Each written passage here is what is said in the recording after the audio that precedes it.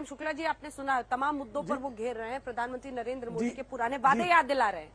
देखिए हर चुनाव, क्योंकि प्रेम शुक्ला जी यहाँ भी अलग अलग जगहों पर, सौराष्ट्र में मैं हूँ और अलग अलग जगहों पर जहाँ भी रुकती हूँ, लोगों से बात करती हूँ, वो पीएम का जिक्र करते हैं, सीधे प्रधानमंत्री मोदी की बात करते हैं।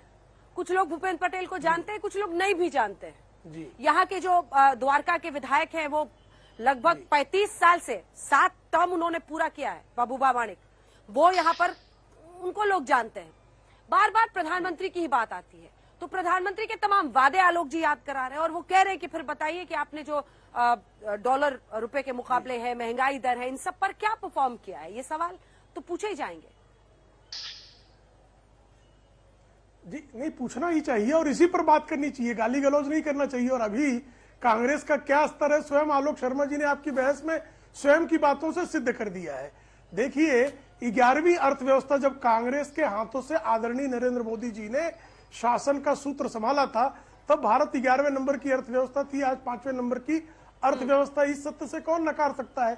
महंगाई की बात कर रहे हैं, कांग्रेस के जब अच्छा काल चल रहा था, कोरोना नहीं आया था, और अर्थव्यवस्था का पूरे विश्व में, भारत समेत पूरे विश्व की अर्थव्यवस्था ठीक थी, उस काल में महंगाई की दर, मुद्रास्फीति दर का औसत 2004 से 14 में 10% था। आज हाईएस्ट है तो 6.7% है, कोरोना आने के बाद भी। और फ्रेजाइल 5 नहीं कहा जा रहा है, डॉक्टर मनमोहन सिंह के कार्यकाल में फ्रेजाइल 5 इस तरह का जो है टर्मिनोलॉजी जो है भारत की सरकार की अर्थव्यवस्था के लिए कहा गया था।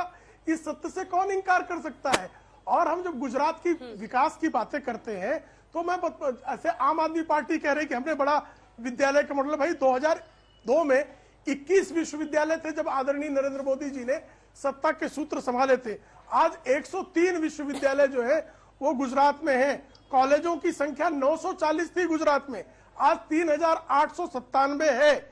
मेडिकल सीटें 1375 थी, आज 5700 है। तो ये हमने विकास किया है और सबके सामने दिखाई दे रहा है। सौराष्ट्र का पानी तो आपको हर कोई बता रहा होगा। आज दिल्ली में जो है इतना संसाधन संपन्न सरप्लस बजट वाला स्टेट होने के बावजूद दिल्ली में हर घर नल से जल श्रीमान केजरीवाल नहीं पहुंचा सके। 9 वर्षों के शासन काल के बावजूद वो बता दे, एक महाविद्यालय खुल गया हो दिल्ली में, एक नया विद्यालय खुल गया हो दिल्ली में, शौचालय की जो है उन्होंने क्लासरूम बता दिया। ये उनकी स्थिति। हाँ, गली गली में पाठशाला की जगह मधुशाला जरूर खुलवा दिया। और भ्रष्टाचार की बात आलोक जी आप कर रहे हैं, 12 लाख करोड़ रुपयों का भ्रष्टाचार डॉक्टर मनमोहन सिंह के कार्यकाल में हुआ। और हर्ष मुंद्रा से लेकर विजय मल्ल्या तक, हर्ष मुंद्रा स्वयं जो है, राजीव गांधी के पिता फिरोज गांधी ने कहा था कि हर्ष मुंद्रा को नेहरू जी की सरकार जो है प्रसय दे रही थी, और विजय मल्ल्या को loan doctor Manmohan Singh phone करके दिला रहे थे। उनकी किंगफिशर की डॉक्टर श्रीमती सोनिया गांधी की टिकटों को अपग्रेड किया जा रहा था। नीरव मोदी की दावतों में गुलछर्रे उड़ाने के बाद कांग्रेसी नेताओं के फोन पे उनको लोन मिल रहे थे। संदेशरा बंधुओं की बात कर रहे हैं, उनके अहमद पटेल के रिश्ते जग जाहिर है। तो आपने लगातार इस और क्वात्रो की जो हर संडे जो है विशेष लंच करने के लिए 10 जनपद में श्रीमती सोनिया गांधी के कथित भाई के रूप में आया करता था, अटल बिहारी वाजपेयी जी की सरकार में जिसके खातों को सीबीआई ने सीज कर दिया था, श्रीमती सोनिया गांधी के नियंत्रण वाली सरकार आते ही क्वात्रोकी के खाते जो है डिफ्रीज कर दिए गए। ये सब जानते हैं भली भांति कि किस तरह से 2G से लेके जीजा जी तक भ्रष्टाचार। और आप बात करते हैं भोपाल गैस कांड के एंडरसन को विशेष विमान से श्रीमान राजीव गांधी ने जिस तरह से बाहर भेजा था, और जिस तरह से 10,000 सिखों का नरसंहार करने के बाद बड़ा पेड़ गिरता है तो धरती हिलती है, इस तरह से क्रूर बयान दिए गए थे। कौन भूल सकता है साहब आपको। क्वात्रोची एंडरसन से लेकर 84 पर आपको घेर रहे हैं और आप ही के पुराने पन्ने पलट रहे हैं आलोक जी।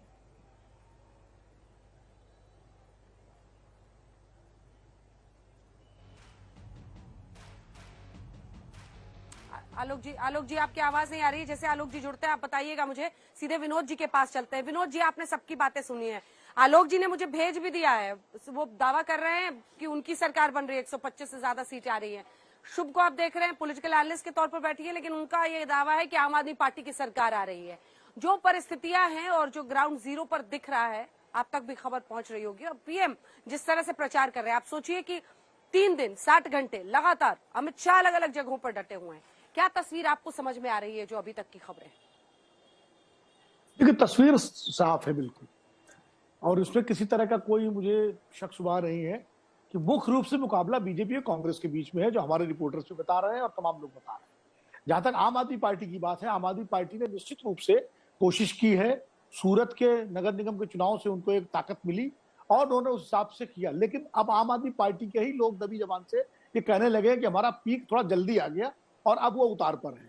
और जिस तरह एमसीडी के चुनाव में आम आदमी पार्टी जो है फोकस कर रही है, क्योंकि वो दिल्ली में उनकी सरकार के नीचे चुनाव हो रहे हैं, अब वो उसके लिए गुजरात से भी बड़ा मुद्दा है। तो ऐसे में धीरे धीरे जो है मुझे लगता है, और जो कांग्रेस पिछले 15 दिन पहले तक कहीं दिख नहीं रही थी, खाली माइक्रो मैनेजमेंट की बात की जा रही थी, आज उसके नेता जो है, बड़े नेता कांग्रेस के प्रचार में कूद चुके हैं। राहुल गांधी याद है, अशोक गहलोत, चिदम्बरम, मोहन प्रकाश, तमाम सारे, शक्ति सिंह गोहिल, तमाम सारे नेता लगातार है। तो मुकाबला धीरे धीरे, और तो ये बात तो प्रधानमंत्री जी खुद कह चुके हैं अपने भाषण में कि भाई कांग्रेस के प्रचार से सावधान रहिएगा, मुकाबला हमारा कांग्रेस से है। अमित शाह जी भी ये कह चुके हैं। और गुजरात में जो है, ऐसा नहीं कि तीसरी पार्टी में पहली बार लड़ रही है। पिछले 2012 में जो 2017 में जो है वो जीपीपी लड़ी थी, केशुभाई पटेल की पार्टी। 2012 में जो है केशुभाई पटेल की पार्टी जो है पूरे, नहीं 2012 में लड़ी, क्षमा कीजिएगा, केशुभाई पटेल की पार्टी जो है पूरे गुजरात में लगभग 170 के आसपास सीटों पर लड़ी थी। इसके पहले जो है शंकर सिंह बघेला की पार्टी भी लड़ चुकी है। तो बहुत ऐसा नहीं है, और भी चिमन भाई पटेल का जनता दल लड़ चुका है। ठीक है।